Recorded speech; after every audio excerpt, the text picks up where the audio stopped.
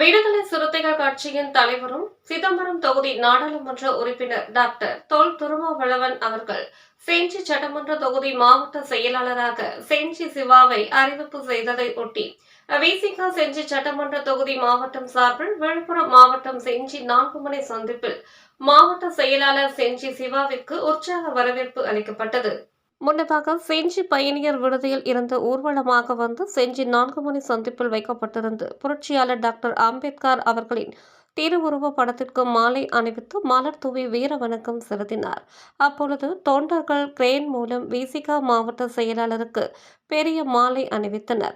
இந்நிகழ்வில் ஆரணி மண்டல செயலாளர் வழக்கறிஞர் நன்மாறன், மண்டல துணை செயலாளர் தனஞ்செழியன், உயர்நீதிமன்ற மூத்த வழக்கறிஞர் மலைமேனி பாண்டியன், ஒன்றிய செயலாளர்கள் ராசாராமன், தவசீலன், திருநாவுக்கரசு, ஜெயராஜ், நகர பொருளாளர் வழக்கறிஞர் காமராஜ் உள்ளிட்ட விசிக மாநில, மாவட்ட, ஒன்றிய, நகர முகாம் நிர்வாகிகள் கலந்து கொண்டனர்.